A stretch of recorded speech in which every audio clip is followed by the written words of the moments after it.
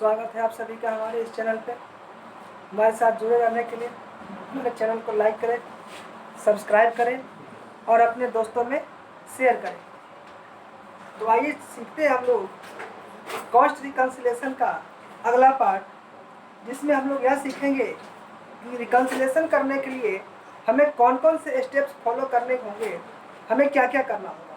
ठीक है, तो सबसे पहले जो हमें करना होगा वह यह करना होगा कि हम ये कॉस्ट अकाउंटिंग और फाइनेंशियल अकाउंटिंग दोनों के हिसाब से जो बैलेंस दिया हुआ है, दोनों को पहले ढूंढ के निकालेंगे और दोनों का डिफरेंस निकालेंगे। पहले स्टेप्स में हम कॉस्ट अकाउंटिंग और फाइनेंशियल अकाउंटिंग के डिफरेंस को ढूंढेंगे कि कितने का डिफरेंस दोनों में है। उसके बाद हम लोग दोनों में से किसी एक को बेस मानेंगे, या तो कॉस्ट अकाउंटिंग को बेस मानिए या फिर फाइनेंशियल अकाउंटिंग को, यह आपके अपने ऊपर है। तो सबसे मजे की बात इसमें यह है कि हमें कॉस्ट रिकन्सिलेशन करते समय आंसर पहले ही पता होता है कि हमारा आंसर जो है वह क्या होगा। ठीक है, तो ये दोनों में से किसी को हम एक मानेंगे, किसी एक को बेस मानेंगे। उसके बाद इसके लिए हम लोग एक एडजस्टमेंट करेंगे, जो उसके लिए सुटेबल एडजस्टमेंट हो वह हम लोग करेंगे। उसके बाद जो दोनों का डिफरेंस है उसको हम लोग कॉस्ट रिकन्सिलेशन में एंट्री करेंगे। तो कैसे करेंगे आइए हम लोग सीखते हैं।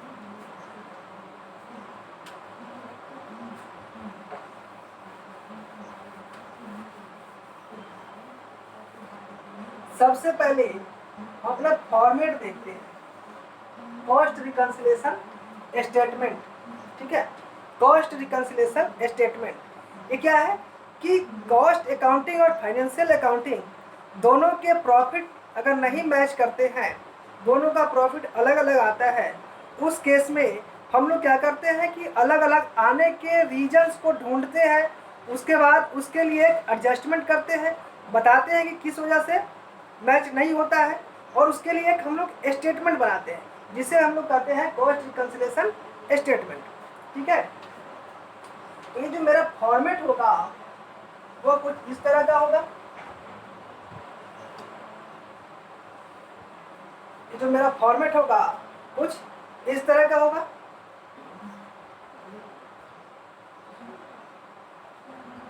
इसमें आप सीरियल नंबर डाल दीजिए। इसमें क्या डालना है, रीजंस ऑफ डिफरेंस।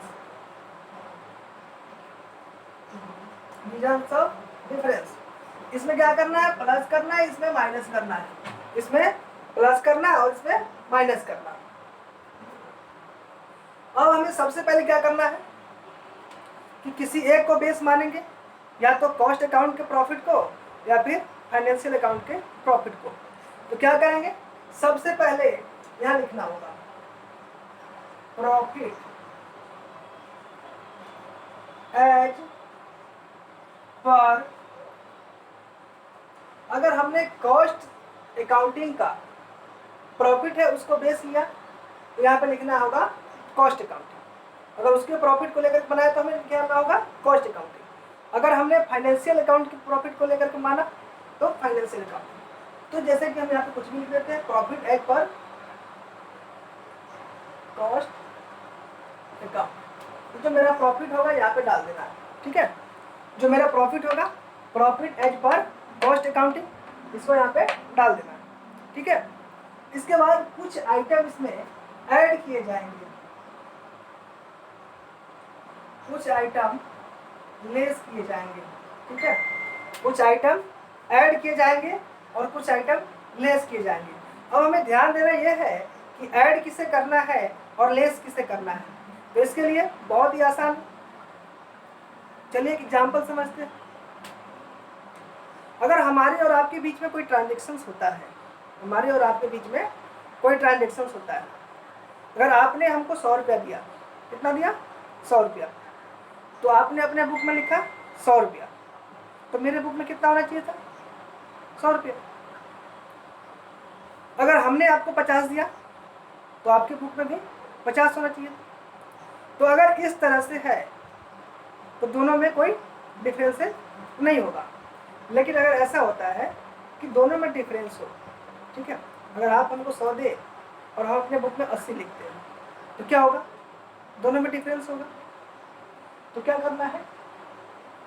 डिफरेंस की वजह को ढूंढेंगे, और अगर दोनों को मैच करना है, ठीक है, हमको क्या है कि इसमें प्रॉफिट, हमको जो मेरा रिजल्ट है वह पता होगा। अगर हमने profit as per cost account लिया तो हमको लास्ट का जो रिजल्ट है profit as per financial accounting, ये हमको पता होगा, ये हमको पता होगा, ठीक है। अब क्या है, ये रिजल्ट हमको पता है, तो अगर किसी दो अकाउंट को मैच करवाना हो तो क्या करना होगा? या तो अगर हमारे आपके बीच में जो डिफरेंसेज हुए थे उसको अगर मैच करना हो तो क्या करेंगे? या तो आपको सही मान के हम अपने बुक को ठीक करेंगे, ठीक है, या फिर हम अपने बुक को ठीक मान के आप अपना बुक ठीक कर लीजिए, मतलब मेरे बुक को ठीक मान के आप अपने बुक को ठीक कर लीजिए। इससे क्या होगा? दोनों का बैलेंस मैच कर जाएगा। अगर हमने अपने बुक में 100 लिखा, आपने अपने बुक में 80 लिखा, तो दोनों को मैच करवाना है। तो मैच करवाने के क्या तरीके हो सकते हैं? हमने अपने बुक में 100 लिखा, आपने अपने बुक में 80 लिखा, और अगर दोनों को मैच करवाना है तो क्या करेंगे? या तो आप मेरे जैसा लिख लीजिए या फिर हम आपकी जैसा लिख लेते हैं, दोनों मैच। इसमें क्या होगा? आप अगर 80 लिखे हैं तो अपने बुक में 20 रुपया प्लस कर लीजिए, तो आपका भी 100 मेरा भी 100, आपका भी 100 मेरा भी 100। या फिर हम अपने बुक में 20 माइनस कर लेते हैं, तो आपका भी 80 मेरा भी 80। तो बस ये सिंपल सा तरीका है बनाने का। तो क्या करना है कि जिसको हम बेस मानेंगे, जिसको हम बेस मानेंगे मतलब जिसको हम ऊपर लिखेंगे profit as per cost accounting, ठीक है, जिसको हम लिखे हैं profit as per cost accounting, तो उसमें जो प्रॉफिट दिया रहेगा उसको यहाँ पे लिख देना है, ठीक है। अब क्या करना है, आप यह सही मान के चलेंगे कि फाइनेंशियल अकाउंट का जो बैलेंस है, हमको ये मेरा रिजल्ट है, मेरा रिजल्ट क्या है? ये है, हमको इसके हिसाब से चलना है, हमको इसके हिसाब से चलना है। तो इसने जो किया हम भी वैसा ही करेंगे, ठीक है, जो इसने किया हम भी वैसा ही करेंगे, ठीक है। मतलब अपना दिमाग कुछ नहीं लगाना, ये दम क्या है? सही है, ये कभी गलत हुई, मतलब मेरा जो है ना, ये क्या हो गया? ये हो गया बॉस, ये हो गया बॉस, ठीक है। बॉस कौन हुआ? ये जो मेरा फाइनल रिजल्ट है, मतलब boss is always right, boss is always right, boss कभी गलत हो ही नहीं सकता, ठीक है। तो हमने जो अपना पहला लिखा था, जिसको बेस माना था, उसको ऊपर लिखा, और अब इसके हिसाब से अपने बॉस के हिसाब से चलेंगे कि बॉस क्या बोलता है। तो क्या होता है कि हम जानते हैं कि अगर मेरा कोई एक्सपीरियंस होता है, कोई भी एक्सपीरियंस होता है, अब क्या करना है, मेरा क्या समझना है। तो इसमें क्या करना है कि अपने ऊपर लेकर के देखिए कि मेरे ऊपर क्या इफेक्ट पड़ रहा है, ठीक है।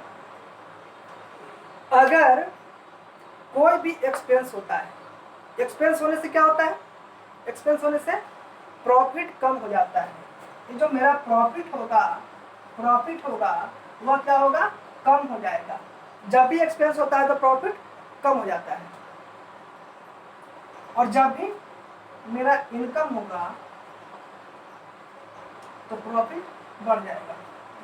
अगर एक्सपेंस बढ़ा तो प्रॉफिट कमेगा, इनकम बढ़ा तो प्रॉफिट बढ़ेगा। इसी तरह से अगर एक्सपेंस कम हो जाता है, एक्सपेंस कम हो जाता है तो क्या होगा? प्रॉफिट बढ़ेगा, और इनकम कम होता है तो प्रॉफिट कम होगा। तो ध्यान रखना इस चीज को। अब हमें यह देखना है कि हमने जो यहाँ पे अमाउंट रखा, हमने यहाँ पे अमाउंट रखा, तो अब क्या करना है कि अपने बॉस को देखेंगे, ठीक है। तो क्या होता है कि अब दोनों में डिफरेंस ढूंढेंगे किसके किसके बीच में, कॉस्ट अकाउंटिंग और फाइनेंशियल अकाउंटिंग। एक एग्जांपल लेते हैं,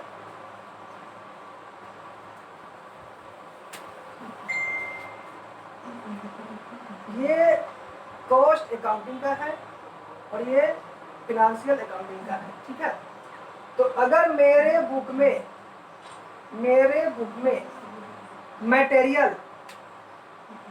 मटेरियल कॉस्ट अकाउंटिंग में 2000 रुपये का लिखा है, कितने का, 2000 का, ठीक है।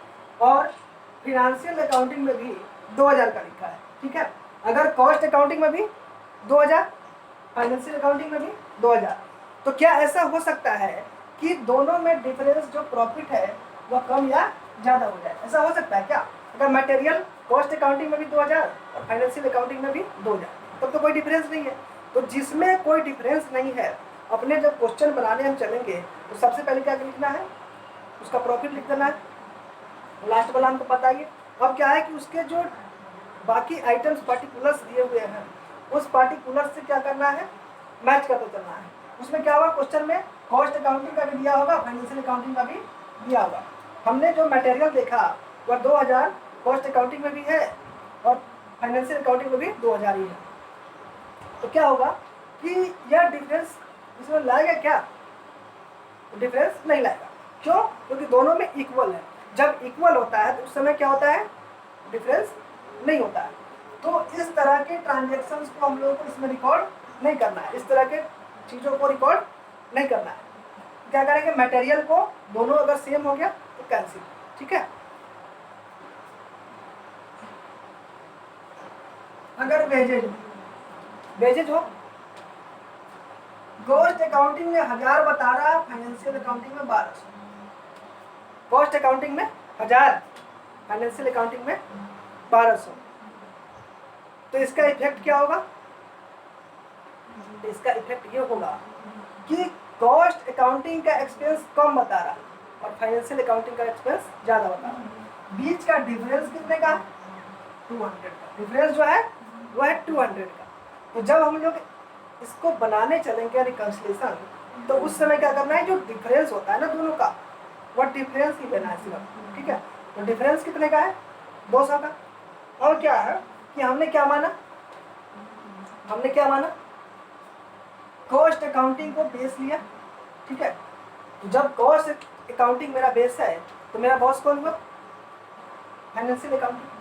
तो हमें किसको देखना है, फाइनेंशियल अकाउंटिंग को। अगर मेरे बॉस ने जो किया हम भी वही करेंगे। फाइनेंशियल अकाउंटिंग में कितना लिखा है, 1200। कॉस्ट अकाउंटिंग में कितना लिखा है, 1000। तो हमें सही किसको मानना है, फाइनेंशियल अकाउंटिंग को, ठीक है। तो क्या करेंगे, अगर ये जो एक्सपेंस है, जो वेजेज है वो तो एक्सपेंस हुआ।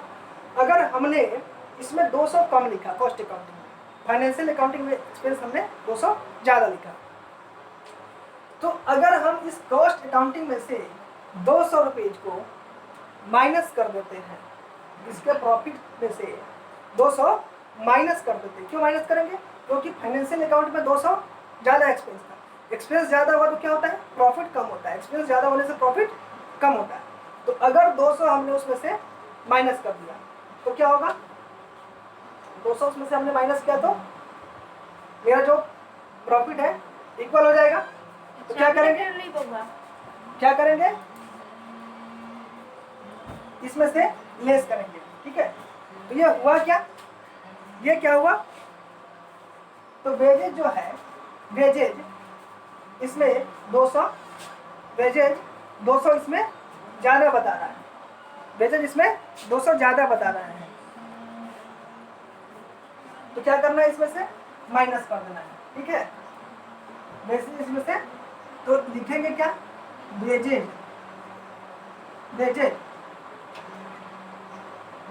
ओवर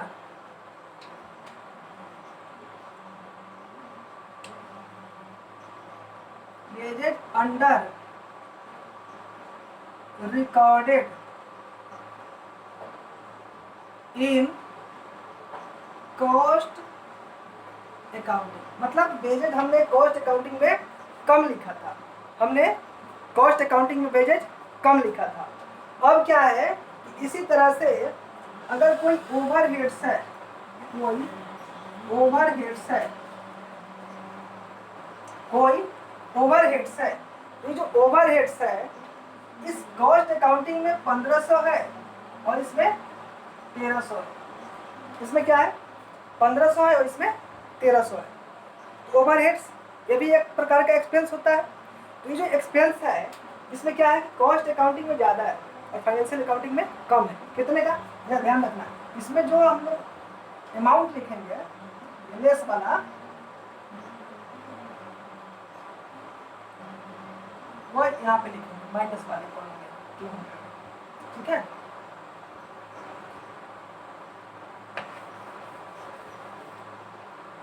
$200 यहाँ पे लिख देना है। अब क्या करना है, ये जो ओवरहेड्स था वह 1500 कॉस्ट अकाउंटिंग में और 1300 फाइनेंशियल अकाउंटिंग में। तो ये एक्सपेंस क्या है, फाइनेंशियल अकाउंटिंग में कम है और कॉस्ट अकाउंटिंग में ज़्यादा है। इससे क्या होगा कि मेरे कॉस्ट अकाउंटिंग का प्रॉफिट जो है वह कम होगा या ज़्यादा होगा, मेरे कॉस्ट अकाउंटिंग का प्रॉफिट कम होगा या ज़्यादा होगा। एक्सपेंस जो है कॉस्ट अकाउंटिंग में ज़्यादा है, कॉस्ट अकाउंटिंग में एक्सपेंस ज़्यादा है। एक्सपेंस ज़्यादा होने की वजह से क्या होता है, प्रॉफिट कम होता है। एक्सपेंस ज़्यादा होने की वजह से प्रॉफिट कम होता है और इसमें कम है, इसका प्रॉफिट ज़्यादा होगा और हमको चलना है फाइनेंशियल अकाउंटिंग के हिसाब से। फाइनेंशियल अकाउंटिंग में कम एक्सपेंस लिखा गया है तो हम भी क्या करेंगे, इसमें भी कम लिखेंगे। तो एक्सपेंस कम लिखने के लिए क्या करना होगा, इसके प्रॉफिट में अगर 200 रुपया इसके प्रॉफिट में ज़्यादा है, इसके प्रॉफिट में, तो फाइनेंशियल अकाउंटिंग का प्रॉफिट ज़्यादा है और कॉस्ट अकाउंटिंग का प्रॉफिट कम है। इसके हिसाब से चलना है। इसमें 200 ऐड करेंगे, लिखेंगे क्या, ओवरहेड्स,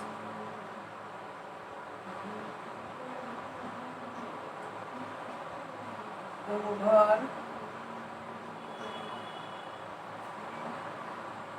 रिकवर्ड इन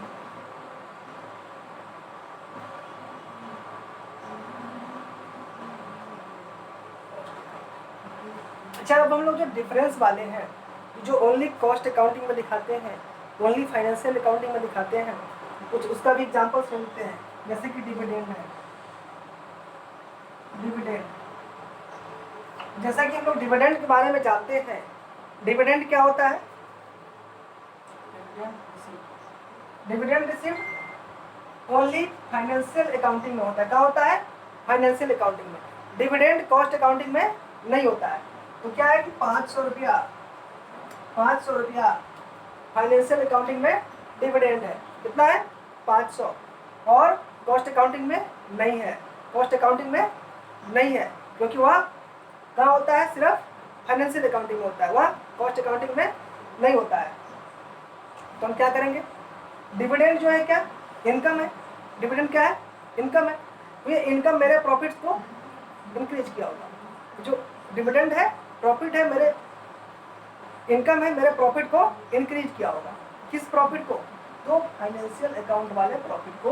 क्यों, क्योंकि सिर्फ इसे फाइनेंशियल अकाउंट में ही दिखाए थे। तो क्या है, फाइनेंशियल अकाउंट में इसका एंट्री हो चुका है, इसको बता चुके हैं, और हम लोग देखना है फाइनेंशियल अकाउंट। तो फाइनेंशियल अकाउंट में इसका एंट्री हाँ है, क्या करना है, इसमें भी करेंगे। इसमें क्या करेंगे, इसका प्रॉफिट ज़्यादा होगा, इसका भी प्रॉफिट बढ़ाना होगा, इसमें क्या करेंगे, प्लस करेंगे। डिविडेंड रिसीव, बस आसानी से ऐसा ही लिख देना 500, ठीक है, डिविडेंड रिसीव। तो इसी तरह से अब देखते हैं कॉस्ट वाला, कॉस्ट अकाउंटिंग में क्या दिखाते हैं। तो कॉस्ट अकाउंटिंग में क्या होता है, नोशनल रेंट, नोशनल रेंट। ये नोशनल रेंट क्या होता है, नोशनल रेंट क्या होता है, तो नोशनल रेंट ये होता है कि जो ऑनर है ना, उस ऑनर का अपना खुद का घर है, ऑनर का खुद का घर है, उसने उस घर को अपने बिजनेस को दे दिया, मतलब उस घर में ही अपना बिजनेस चला रहा है। तो क्या होता है, कि वह अपने खुद के घर में बिजनेस कर रहा है, उसमें किसी दूसरे पार्टी को उसे रेंट नहीं देना होता, उसमें किसी दूसरे पार्टी को रेंट नहीं देना होता। लेकिन क्या है कि जब हम लोग कॉस्ट कैलकुलेट करते हैं तो ये भी मान लेते हैं कि अगर मेरा ये घर खुद का है इसलिए रेंट नहीं लग रहा, लेकिन अगर किसी और का होता तो हमें रेंट देना होता। इसमें क्या होता है कि ये माना गया रेंट होता है कि इतना रेंट हमको देना पड़ता है। तो जो माना गया होता है उसको बोलते हैं नोशनल, जो माना गया होता है उसको नोशनल रेंट। क्या है? Notional rent. नोशनल रेंट को क्या करना है? ये माना गया है। तो जब माना गया है इसे हम लोग सिर्फ दिखाए होंगे कहाँ पे? कॉस्ट अकाउंटिंग में। कहाँ दिखाए होंगे? कॉस्ट अकाउंटिंग में। इसे हम लोग फाइनेंशियल अकाउंटिंग में नहीं दिखाए होंगे। क्यों? क्योंकि ये सिर्फ कॉस्ट अकाउंटिंग में दिखाया जाता है। जितने भी नोशनल आइटम है सबको कहाँ दिखाते हैं? सबको दिखाते हैं कॉस्ट अकाउंटिंग में। और फाइनेंशियल अकाउंटिंग में सिर्फ एक्चुअल चीज़ों को दिखाया जाता है। तो ये जो रेंट है ये तो एक्चुअल है नहीं। क्यों नहीं है? क्योंकि इसे हमने किसी और को नहीं दिया था, तो ये एक्चुअल नहीं है। तो हम लोग क्या करेंगे इसको? ये जो रेंट है एक्सपेंस हुआ, रेंट है तो एक्सपेंस हुआ। तो जब एक्सपेंस है तो एक्सपेंस क्या करता है? मेरे प्रॉफिट को डिक्रीज करता है, मेरे प्रॉफिट को डिक्रीज करता है। तो एक्सपेंस की एंट्री कहाँ हुआ था? कॉस्ट अकाउंटिंग में। कहाँ हुआ था? कॉस्ट अकाउंटिंग में। बैलेंस किसका लिए थे? कॉस्ट अकाउंटिंग का। बैलेंस किसका लिए थे? कॉस्ट अकाउंटिंग का। तो कॉस्ट अकाउंटिंग में क्या था? कॉस्ट अकाउंटिंग में इस एक्सपेंस ने मेरे प्रॉफिट को कम किया होगा, डिक्रीज किया होगा, लेकिन इस बात का एंट्री फाइनेंशियल अकाउंट में नहीं हुआ था। इस बात का एंट्री फाइनेंशियल अकाउंट में नहीं हुआ था। तो बॉस कौन है? Financial accounting. बॉस कौन है? Financial accounting. तो हम लोग क्या करेंगे? बॉस के हिसाब से चलना है। बॉस ने एंट्री किया? नहीं किया तो हम लोग भी नहीं करेंगे। लेकिन हम लोग अपने यहाँ तो कर चुके हैं ना, अपने यहाँ तो कर चुके हैं, लिख चुके हैं कि एक्सपेंस है। तो क्या करना होगा? वापस से उसको उसका रिवर्स कर दीजिए। ठीक है? क्या करना है? रिवर्स कर देना। एक्सपेंस था, मेरे प्रॉफिट को कम किया होगा, अभी वापस उसको जोड़ देते हैं। इसको क्या करना है? ऐड कर देंगे। क्या लिखेंगे? Notional rent. नोशनल रेंट जो भी। ठीक है? तो इसी तरह से जितने भी एक्सपेंस हो और जितने भी इनकम हो, ध्यान क्या देना है? हमने ऊपर बैलेंस किसका लिखा? ठीक है? तो ध्यान रखना है कि हमने जो ऊपर बैलेंस लिखा ना, ठीक उसी को करना है। बॉस कौन? तो जिसका रिजल्ट लाना है। बॉस वो जिसका हमें रिजल्ट लाना है। तो कॉस्ट अकाउंटिंग को ठीक करना, रिजल्ट लाना ये वाला। तो अगर बॉस ने एंट्री किया तो हम भी करेंगे, नहीं किया तो हम भी नहीं करेंगे। कोई एक्सपेंस है जो सिर्फ इसमें हुआ था, कोई भी एक्सपेंस जो सिर्फ फाइनेंशियल अकाउंटिंग में हुआ था, कॉस्ट अकाउंटिंग में नहीं हुआ था, तो क्या करना है? इसमें भी लिखना है। तो एक्सपेंस क्या करता है? प्रॉफिट को कम करता है, उसको लेस में लिख देना है। ठीक है? कोई भी इनकम, इनकम क्या करता? प्रॉफिट को बढ़ाता, प्रॉफिट को बढ़ाता। अगर वह सिर्फ फाइनेंशियल अकाउंटिंग में लिखा है, कॉस्ट अकाउंटिंग में नहीं लिखा हुआ है, तो क्या करना है? कॉस्ट अकाउंटिंग में उसको भी लिख देना है। क्या करना है? प्लस करना है। ठीक है? अब बात करते हैं, कोई ऐसा एक्सपेंस है जो सिर्फ कॉस्ट अकाउंटिंग में लिखा गया है, फाइनेंशियल अकाउंटिंग में नहीं लिखा गया। तो एक्सपेंस क्या करता? प्रॉफिट को कम कर देता। तो हम ठीक करने के लिए क्या करेंगे? इसमें प्लस कर देंगे, इसमें प्लस कर देंगे। क्यों? एक्सपेंस था, यहाँ पे एंट्री नहीं है तो प्लस कर दीजिए। कोई ऐसा इनकम है जो सिर्फ कॉस्ट अकाउंटिंग में लिखा गया है लेकिन फाइनेंशियल अकाउंटिंग में नहीं है, क्या करेंगे? उसको माइनस कर देंगे। पूरा ध्यान रखना है, कोई भी इनकम, कोई भी इनकम अगर फाइनेंशियल अकाउंटिंग में लिखा गया है सीधा से इसमें प्लस कर दीजिए। कोई भी एक्सपेंस फाइनेंशियल अकाउंट में लिखा गया है इसमें से माइनस कर देना है। ठीक है? इसी तरह से हम लोग इस क्वेश्चन को बनाएंगे, जितने भी क्वेश्चन आएंगे उसको बनाएंगे। अब क्या है? ये सारा करने के बाद दोनों साइड को इक्वल कर लेना है, दोनों साइड को इक्वल कर लेना है। ठीक है? दोनों साइड को इक्वल कर देना है, दोनों साइड को इक्वल कर देना है।